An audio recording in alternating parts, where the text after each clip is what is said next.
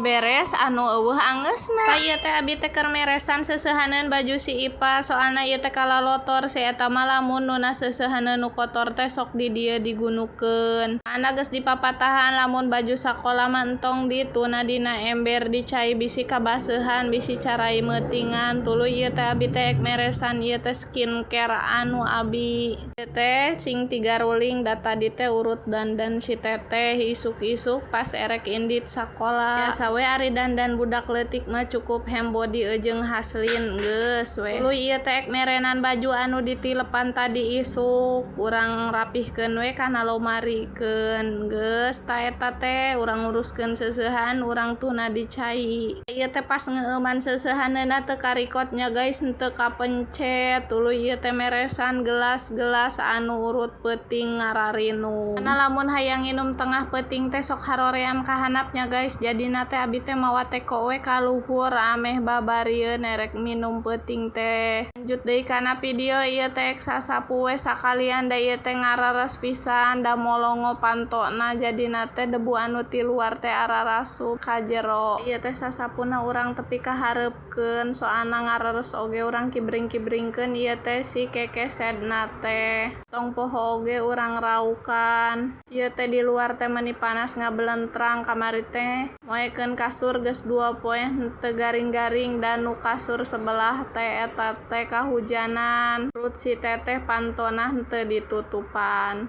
Baju oge kuat singgaran tungki pinuh.